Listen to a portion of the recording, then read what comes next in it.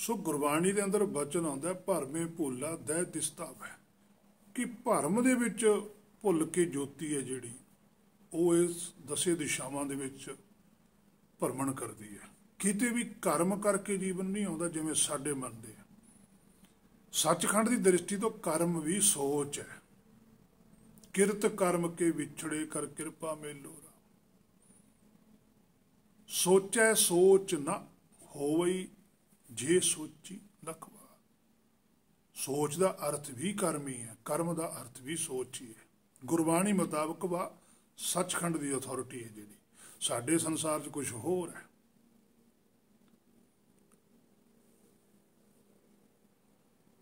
सो भंग होया स्वयं ने अपने अंदरों माया की इच्छा पैदा कर ली, अपने आप को वड्डा बनना चाहया। हुण उत्थे वड्डे नूं कोई थां नहीं है, उत्थे तो सारे इक्को जिहे ने। सो जिन्ने वड्डा बनना चाहया, जिहड़ियां जिहड़ियां जोतां ने, जिन्हां ने भी अपना स्वयं ध्यान भंग किया, उन्हां लई फिर रचना रची गई, सृष्टि बनाई उन्हां ने जिहड़े जागदे आ। साडे भले वास्ते भी हुण तुहानूं इक्को होना पऊगा। हुण तुहानूं ध्यान वापस अपने स्वरूप च लैना पऊगा। जदों तुसीं एक हो जाओगे तो वापस इत्थे आ जाओगे। जिन्ना चिर तुसीं एक नहीं हुंदे उन्ना चिर दो रूपां दे विच भवसागर विच ही रहोगे, इत्थे वापस नहीं आ सकदे। सो गुरबाणी दे विच एक वचन है कि पाए कहाड़ा मारिया गाफुल अपने हाथ। पाए कहाड़ा मारिया, हुण मारिया की कहाड़ा, कहाड़ा की है? उही औगण, उही इच्छा, भरम। मारिया की पैदा कर लिया। चंगा भला बैठा तो बैठा बैठा जाके अग च हथ पा लवे। चंगा भली ज्योति सी, बस इच्छा माया की पैदा, क्योंकि माया भी ये अंदर ही है। माया कोई बाहर नहीं है। माया ब्रह्म रवै सद संग। पातशाह कहते ये अंदर ही है ज्योति दे। माया किते बाहरों नहीं आउंदी, माया भी ये अंदर ही है, सच भी ये अंदर है। जदों ये माया का प्रभाव कबूल करता उन्ना चिर भवसागर च है, जदों सच का प्रभाव कबूल करता उदों सचखंड विच है।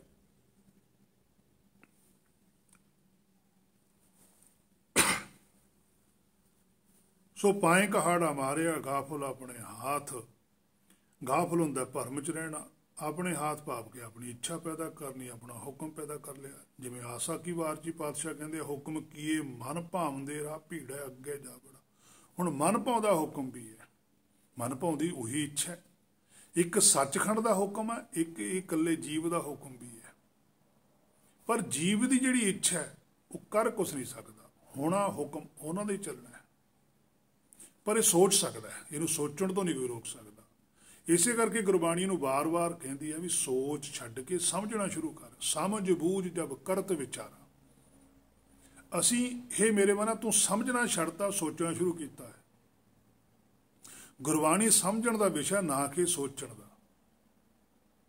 सोचना हुंदा जिहड़ा वड्डा हुंदा, समझदा हुंदा जिहड़ा छोटा हुंदा। टीचर का फर्ज हुंदा सोचना कि बच्चे नूं पढ़ाउणा की है, बच्चे का फर्ज हुंदा समझना कि टीचर पढ़ा की रहा है। गुरबाणी साडा गुर है। गुरबाणी कह, गुरबाणी सानू कुछ कहती है। सेवक जन मन, असी दी गल मननी है। हुण मन्नी तो समझ के ही जाऊगी। हे मेरे मना ना तो तू समझदा गुरबाणी ते ना तू गुरबाणी की गल मनदा। तू सिर्फ एक काम जरूर कर लग गया, जिहड़ी कि रोक सी कि इहनूं पढ़न लग गया। इन्ना ज़्यादा पढ़न लग गया कि पढ़ पढ़ के तेरा सुभाव बन गया भी शायद मैं कुछ प्राप्ति वाले पासे जा रहा, जद कि उहदे विच प्राप्ति वाला पासा कोई भी नहीं है, सगों भरम वाला पासा जरूर हो गया। पाठ पढ़ियो अर वेद विचारियो, निबल भयंगम साधे, पंच जना स्यों संग न छुटक्यो, अदक अंग बुध बाधे। प्यारे इन विद मिलन ना जाई, मैं किए कर्म अनेका, हार परियो स्वामी कै द्वारै, दीजै बुध विवेका। कि मैनू सोझी बख्श। हे मेरे मन तू सोझी वाले पासे तो जा ही नहीं रहा। सो पढ़ गड्ढे लदी हो तो फिर तेरा जीवन व्यर्थ ही चले जाऊगा। सो हुक्म किए मन भाउंदे। हुण मन भाउंदियां इच्छावां ने। हुण साडे दा प्रचार भी यही हुंदा भी मनो भाउंदियां कामनावां पूरीआं हुंदियां ने। जद कि गुरबाणी किते भी नहीं ये गल कहती। गुरबाणी जिथे भी ये वचन आउंदा है, सभे इच्छा पूरियां हर पाया अगम अपार है, कि सारी वो इच्छा पूरी होगी। की पा लिया? हर अगम अपारा, अपने मूल नूं पा लिया जिहदा तां कोई था ही नहीं है। हीरा हाथ चढ़ियो निर्मोल, छूट गई संसारी, गुरबाणी तो यह कहती है। हे मेरे मना कुछ अपने अंदर जाती मार, तू कित्थे खड़ा है ते गुरबाणी कित्थे खड़ी है। जिन्ना चिर तू गुरबाणी दे नाल एक सुर नहीं हुंदा, उन्ना चिर नहीं कुछ बनना हैगा। अपनियां मानतावां छड्डणीआं पैणगीआं, पर अपनी मानता तां छड्डू जे गुरबाणी की सोझी आऊगी। गुरबाणी की सोझी तो बिना मानता भी छड्डनी बहुत औखी है। तीसरे पातशाह कहते हैं, प्रथमे त्यागै हौमै प्रीत। सब तो पहला कहते हौमे की प्रीत छड्ड। उस तो वड्डी गल की है? दूतिया त्यागै लोगां रीत। जिहड़ी संसार च रीतां बणीआं होईआं ने, ये भी छड्डणीआं पैंदियां ने। संसार तो दूजे पासे खड़ना पैंदा है जे परमार्थ वाले रस्ते ते चलना। हाँ, जे संसार च ही परमार्थ मन लिया, फिर तो जो संसार च रीतां चलदियां ने भी उवें करी जाना है। फिर सचखंड तो नहीं जा सकता मना तो। हाँ, संसार च शोभा जरूर हो चुकी है। संसार के लोग तो रब डिकलेयर कर देंगे, पर सचखंड वाले ने तेनों दास नहीं बनना है। क्योंकि सचखंड दे विच दास नूं आगे है, सेवक नूं आगे है, ते साडे संसार दे विच वड्डियां नूं आगे है। इत्थे वड्डियां दी जय जयकार हुंदी है, संसार च दासां दी जय जयकार। बहुत फर्क है। सो हुक्म की है मन भावंदे राह भीड़े अगे जाना। अगे नूं फिर रस्ता भीड़ा ही हुंदा चले जाता है। भाव के सुरत सुंगड़दी चली जाती है, तो पता ही लगता भी कदों 84 की जूनी दे विचों किहड़ा शरीर मिल गया। जदों शरीर मिल जाता फिर सुरत फैलती है, क्योंकि शरीर नूं फिर पालना।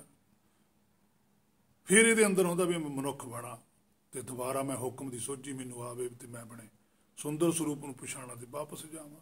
फिर मनुखा तन में आके फिर उही गल है। इसे करके हे मेरे मना, गुरबाणी च भी ये फैसला आया कि हैन विरले नहीं कने, फैल फकड़ संसार है। कोई बिरली ही ज्योति है जिन्हों समझ आ जाती है कि मैं की करना ही हुई, फिर वो काम करन लग जाए, फिर प्राप्ति है। हे मेरे मना, हुण तू अपने अंदर झाती मार भी जिहड़ा कुछ हुण तक कीता है, कि उहदे चों प्राप्ति हुई कि नहीं हुई। जे नहीं हुई तो स्पष्ट कह कि नहीं हुई, क्योंकि हुई तो रिजल्ट होंदा सामने। गुरबाणी तो सामने कहती है, ऐ कर करे सो ऐ कर पाए। कहते नाल दी नाल रिजल्ट आउंदा गुरबाणी का। ये नहीं भी जो अज गुरबाणी पढ़ी तो रिजल्ट कदे फिर जाके आउणा, ये तो नाल दी नाल गल है। हे मेरे मना, कुछ सोच के चल। सो अपनी इच्छा है राह भीड़े ने भाव के भरम वधी जा रहा है, अगे जाना ही है 84 लाख जूनी है।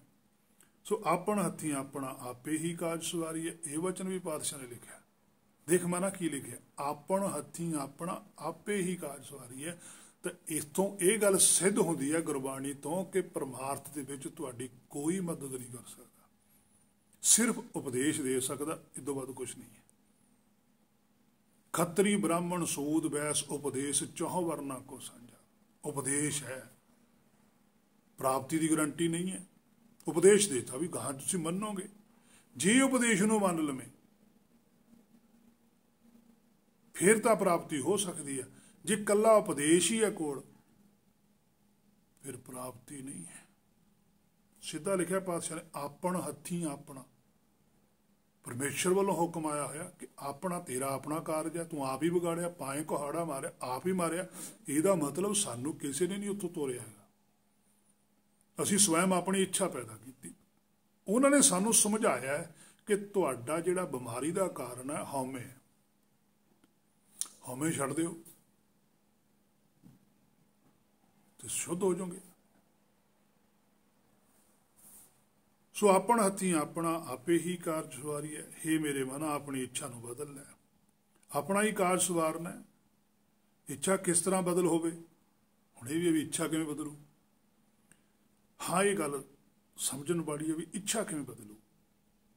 तो इच्छा बदलदी है गुरबाणी तो समझ के। ਤੇ ਜੋ ਕੁਛ ਗੁਰਬਾਣੀ ਤੋਂ ਸਮਝਿਆ ਫਿਰ ਉਹਦੇ ਅਨੁਸਾਰ ਚੱਲ ਕੇ ਫਿਰ ਇੱਕ ਹੋਇਆ ਜਾ ਸਕਦਾ ਹੈ, ਕਿਉਂਕਿ ਗੁਰਬਾਣੀ ਇੱਕ ਹੋਇਆਂ ਦੀ ਲਿਖੀ ਹੋਈ ਸਿੱਖਿਆ ਕਿ ਜਿਹੜੇ ਆ ਗੁਰਬਾਣੀ ਦੀ ਸਿੱਖਿਆ ਪ੍ਰਾਪਤ ਕਰਕੇ ਇੱਕ ਹੋਏ, ਉਹਨਾਂ ਨੇ ਫਿਰ ਦੱਸਿਆ ਕਿ ਅਸੀਂ ਭਾਈ ਇੱਕ ਆਏ ਹੋਏ ਹਾਂ। ਜਿਵੇਂ ਸ੍ਰੀ ਕਬੀਰ ਸਾਹਿਬ ਜੀ ਕਹਿੰਦੇ ਓਅੰਕਾਰ ਆਦਿ ਮੈਂ ਜਾਣਾ, ਕਹਿੰਦੇ ਮੈਂ ਜਾਣ ਲਿਆ ਵੀ ਮੈਂ ਓਅੰਕਾਰ ਕੀ ਹੈ, ਭਾਵ ਕਿ ਆਪਣਾ ਆਪ ਹੀ ਓਅੰਕਾਰ ਹੈ। ਜਦੋਂ ਓਅੰਕਾਰ ਨੂੰ ਜਾਣ ਲਿਆ ਤਾਂ ਫਿਰ ਇੱਕ ਓਅੰਕਾਰ ਬਣ ਗਿਆ। ਇੱਕ ਓਅੰਕਾਰ ਹੀ ਭਾਵ ਦਾ ਇੱਕ ਓਅੰਕਾਰ ਦਾ ਕਿ ਇੱਕੋ ਜਿਹਾ ਆਕਾਰ, ਜਿੰਨੀਆਂ ਜੋਤੀਆਂ ਸੱਚਖੰਡ ਦੇ ਵਿੱਚ ਸੀ ਉਹ ਜੋ ਜੋਤੀ ਕਬੀਰ ਸਾਹਿਬ ਦੀ ਬਣ ਗਈ। ਕਬੀਰ ਸਾਹਿਬ ਤੋਂ ਪਹਿਲਾਂ ਵੀ ਬਥੇਰੇ ਹੋਏ, ਧਰੂ ਜੀ ਹੋਏ, ਪ੍ਰਹਲਾਦ ਜੀ ਹੋਏ, ਸੁਦਾਮਾ ਜੀ ਹੋਏ, ਜਿਨ੍ਹਾਂ ਦਾ ਗੁਰਬਾਣੀ ਚ ਆਉਂਦਾ, ਬਿਆਸ ਜੀ ਹੋਏ, ਅਮਰੀਕ ਹੋਇਆ। ਸਵਈਆਂ ਦੇ ਵਿੱਚ ਪਾਤਸ਼ਾਹੀਆਂ ਨੇ ਸਾਰਾ ਵਿਖਿਆਨ ਕੀਤਾ ਕਿ ਜਿਨ੍ਹਾਂ ਜਿਨ੍ਹਾਂ ਦੇ ਅੰਦਰ ਹੁਕਮ ਪ੍ਰਗਟ ਹੋਇਆ, ਹੁਕਮ ਦੀ ਸੋਝੀ ਹੋਈ ਹੈ, ਸ਼ਬਦ ਗੁਰੂ ਨਾਲ ਜਿਨ੍ਹਾਂ ਦੀ ਸੁਰਤ ਇੱਕ ਹੋਈ ਹੈ, ਸ਼ਬਦ ਸੁਰਤ ਭਾਵ ਸਾਗਰ ਤਰੀਏ ਜਿਹੜੇ ਤਰੇ ਨੇ, ਉਹਨਾਂ ਦਾ ਨਾਮ ਗੁਰਬਾਣੀ ਚ ਆਇਆ।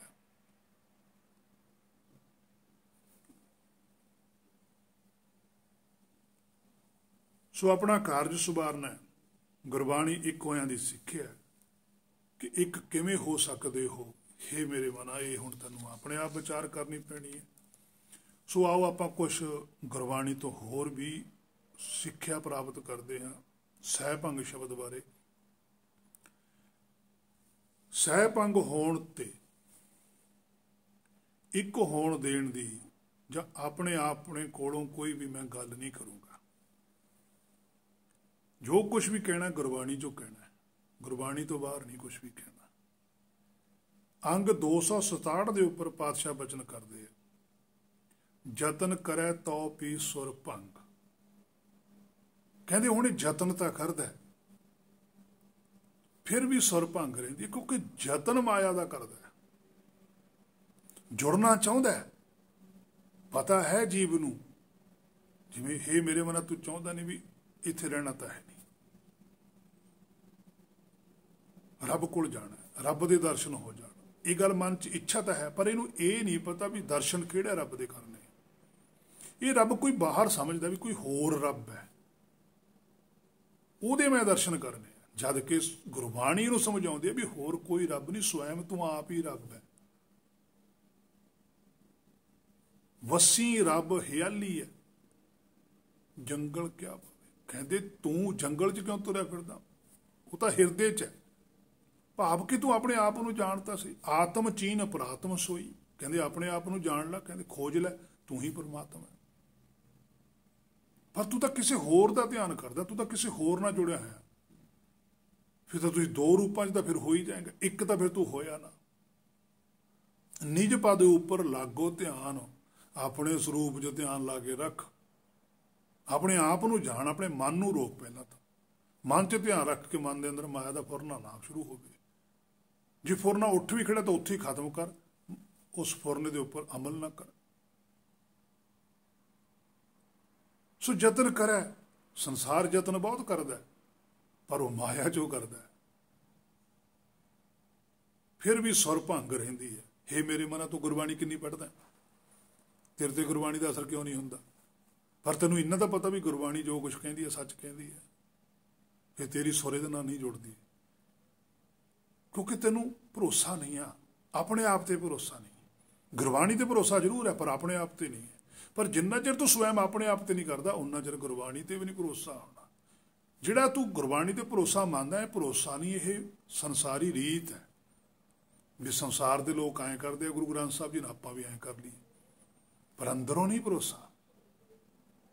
ਇਹ ਬਹੁਤ ਬਰੀਕ ਰਸਤਾ ਹੈ। ਅੰਗ 352 ਦੇ ਉੱਪਰ ਵੀ ਪਾਤਸ਼ਾਹ ਕਹਿੰਦੇ ਹਿਰਦੇ ਨਾਮ ਨਹੀਂ ਮਨ ਭੰਗ। ਦੇਖ ਕੀ ਲਿਖਿਆ, ਕਹਿੰਦੇ ਜਿੰਨਾ ਚਿਰ ਹਿਰਦੇ ਦੇ ਅੰਦਰ ਹੁਕਮ ਦੀ ਸੋਝੀ ਨਹੀਂ ਆਉਂਦੀ, ਉਨਾ ਚਿਰ ਮਨ ਭੰਗ, ਮਨ ਵਿੱਚੋਂ ਸੁਰਤ ਭੰਗ ਹੋਊਗੀ, ਮਨ ਵਿੱਚੋਂ ਬਾਹਰ ਰਹੂਗਾ, ਭੰਗ ਹੀ ਰਹੂਗਾ। ਅੰਗ 151 ਦੇ ਉੱਪਰ ਵੀ ਪਾਤਸ਼ਾਹ ਕਹਿੰਦੇ ਮਰਸੀ ਹੋਏ ਵਿਡਾਣਾ ਮਨ ਤਨ ਭੰਗ। ਦੇਖ ਮੇਰੇ ਮਨਾ, ਮਨ ਤਨ ਲਿਖਿਆ, ਮਨ ਹਿਰਦੇ ਚੋਂ ਬਾਹਰ ਹੈ, ਤਨ ਹੁੰਦਾ ਹਿਰਦਾ। ਅਸੀਂ ਤਾਂ ਬਾਹਰਲੇ ਸਰੀਰ ਨੂੰ ਤਨ ਕਹੀ ਜਾਂਦੇ ਹਾਂ, बाहरला शरीर तो विदेही है, तो मिट्टी का, ये तन थोड़ो है। तन है ਇਹਦਾ मूल ਜਿਹਦੇ ਵਿੱਚੋਂ ਇਹ पैदा होया। ਇਹ ਮਨ पंच तत्त ते जन्म। ਇਹ ਮਨ है ਜਿਹੜਾ पंच तत्त, पंच ਦਾ ਹੁੰਦਾ ਸ਼੍ਰੋਮਣੀ, ਇੱਕ ਸਰੂਪ ਚੋਂ पैदा होकर दूजा रूप धारण कर लिया। जन नानक, नानक जी कह रहे ने, भगत ने नानक जी, सोची है उन्होंने को संपूर्ण सचखंड तो आई कि मरसी होए मिटाना। अपने आप को बहुत बड़ा समझता है, पर माया के रसां विच कि मैं तो बहुत बड़ा, मेरे को तो आ इन्ना कुछ, पर यह नहीं पता कि मन तन भंग है, कि अगे वास्ते कोल कुछ भी नहीं है। अंग 854 उपर भी पातशाह कहते हैं, जन नानक नाम सलाहिया बहुड़ ना मन तन। गुरु नानक साहब कहते जिन्हों ने भी हुक्म दे विच रहे, हुक्म की सलाह नाल चले, बहुड़ ना मन तन भंग, उन्हों का दोबारा मन तन हिरदे दे अंदरों मन भंग नहीं होता। देखो फिर नहीं होता जे हुक्म दे विच है, भाव कि उस स्वरूप को धारण कर लवे दोबारा फिर एक हो सकता है। ये ते गल खड़ी है जीव ते कि इन्हें किधर नूं चलना है। अंग 1208 उपर भी पातशाह कहते, नानक दुख लागा तिना कामणी जिन कंते स्यों मन भंग। उन्हां जीव आत्मा, उन्हां जीवां नूं सचखंड चों बाहर कढ़िया गया, दुख लग्या, संसार च आउणा पिया। तिना कामणी जिहड़ी बुद्धि ने की कीता, कंते स्यों अपने मूल दे नालों मन भंग कर लिया, भाव के अपनी इच्छा बाहर कढ़ ली। आपां होर भी गुरबाणी चों बहुत वचन ने इस गल दे उपर। अंग 264 दे उपर भी पातशाह कहते, हर नाम जपत कब परे ना भंग। कहते हर नाम जिहड़ा तेरा मूल है, जे तू उहदी इच्छा नूं समझ लवें, उहदे हुक्म नूं जाण लवें, जपत उहदे नाल जुड़ जवें, उहदी तैनूं सोझी आ जावे, कब परे ना भंग, फिर तू भंग हो ही नहीं सकता। जदों पता लग जाए सामने हुक्म होवे भी हुक्म च सब कुछ हो रहा, सुरत माया जांदी ही नहीं। अंग 340 उपर भी पातशाह कहते, उल्ट भेद मन वेद्यो पायो भंग छेद। श्री कबीर साहब जी कहते उल्ट भेद मन वेद। जदों कहते मैनू भेद आया, अपने आप का पता लग्या भी मैं ही जोत स्वरूप है, कहते मन मेरा फिर उल्ट गया। पहला माया वाले पासे नूं सी, हुण सच वाले पासे नूं हो गया। उल्ट भेद मन वेद्यो, कहते मन तो वेद्या गया, एक हो गया। पायो अभंग छेद, पहला भंग सी हुण अभंग हो गया, आड़ा लग गया नाल। अभंग अछेद, कहते हुण माया छेद भी नहीं कर सकती, हुण माया की इच्छा ही नहीं पैदा होंदी। अंग 960 उपर भी पातशाह कहते, तिन स्यों प्रीत न टुटे कबू ना होवे भंग। फिर कदे भंग नहीं होंदा जे प्रीत ही ना टुटे, पर जिन्ना चिर प्रीत टुटदी है, माया ना जुड़दा, उन्ना चिर भंग ही है। ये गल जीव दी है, पर साडी टीकाकारी दे उपर जिहड़ा सनातन मत का प्रभाव, असीं कहने सह भंग कि परमेश्वर अपने आप तो पैदा होया। परमेश्वर की तो गल ही नहीं गुरबाणी च किते भी। परमेश्वर ने तो सानू जीव नूं दस्सिया है, कुछ जीव नूं उपदेश दिता गया ना, ये परमेश्वर नूं थोड़ा उपदेश। परमेश्वर तो सदा ही रहिंदा है, भावें सृष्टि ना भी होवे, सचखंड उदों भी रहना है। ये नहीं कि जो सृष्टि खत्म हुई सचखंड भी खत्म हो गया, वो सदा ही रहिंदा है। सतगुर मेरा सदा सदा ना आवे ना जाए, वो अविनाशी पुरख है सब मेरे समय, वो तो सदा ही रहना है।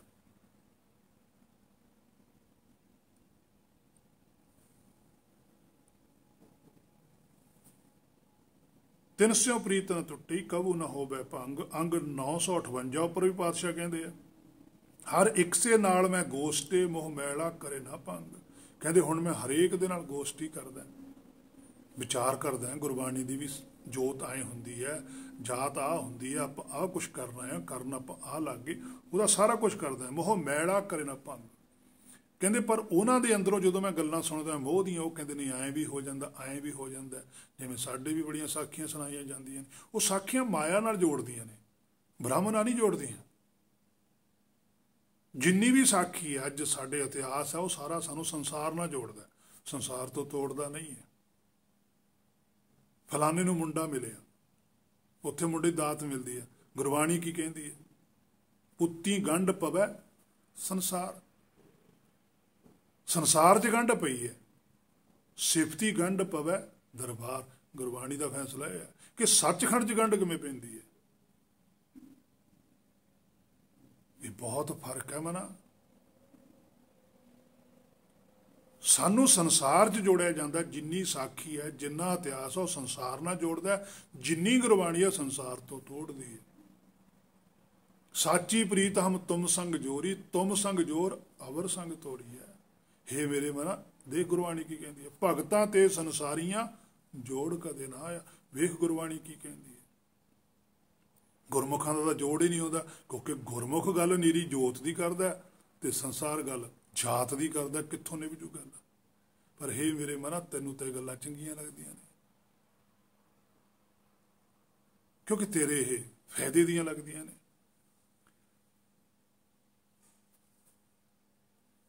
ਸੋ 1422 ਅੰਗ ਉੱਪਰ ਵੀ ਪਾਤਸ਼ਾਹ ਕਹਿੰਦੇ ਕਬੂ ਨਾ ਹੋਵੇ ਭੰਗ, ਨਾਨਕ ਹਰ ਗੁਣ ਗਾਈਏ। ਨਾਨਕ ਜੀ ਪਾਤਸ਼ਾਹ ਕਹਿੰਦੇ ਜੇ ਤੁਸੀਂ ਹਰ ਦੇ ਨਾਲ ਜੁੜੇ ਰਹੋ ਫਿਰ ਕਦੇ ਭੰਗ ਨਹੀਂ ਹੁੰਦਾ।